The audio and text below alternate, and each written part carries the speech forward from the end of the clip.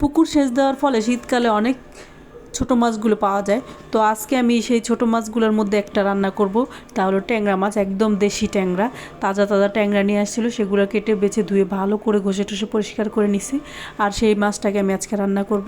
এর জন্য পেঁয়াজ চুলায় দিয়ে দিছি, তেলের মধ্যে ভালো করে মরিচ হলুদের গুঁড়া দিয়ে কয়েকটা কাঁচামরিচ ছিঁড়ে দিছি। কাঁচামরিচটা আসলে ঘ্রাণটা খুব ভালো লাগে, তরকারির একদম স্বাদ ঘ্রাণটাই চেঞ্জ করে দেয়, অনেক ভালো লাগে। তো আমি কাঁচামরিচ সব কিছুর মধ্যে অল্প অল্প দিই। তারপর ট্যাংরা মাছগুলো দিয়ে ভালো করে একটু কষিয়ে নিব। আমি এখনই পানি দিব না, ট্যাংরা মাছটা শুধু রান্না করব না, একটু আলু দিব আর একটু টমেটো দিব, খেতে অনেক মজা, অনেক মজা।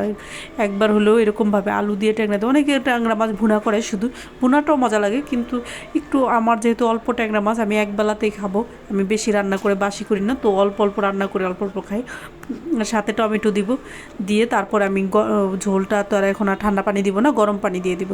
একটু গরম পানি দিয়ে ঝোলটা করে 5 মিনিট রেখে দিলে হবে। ভালো মতো কষানো হয়ে গেছে, এই মাছ আর রান্না করতে বেশি সময় লাগবে না। একটু পানি দিয়ে ঢেকে রেখে দিব 5টা মিনিট। তারপরে আমি কাঁচামরিচ ধনেপাতা যা যা লাগে দিয়ে তারপরে নামিয়ে নিব।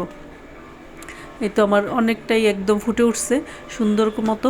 এই মাছটা যে খাইতে কি মজাই, দেশি মাছ একদম টাটকা টাটকা, আর ধনেপাতা উপরের ঘ্রাণ, সেই স্বাদ। তো কেমন হয়েছে আমার ভিডিওটা জানিয়ে যাবেন।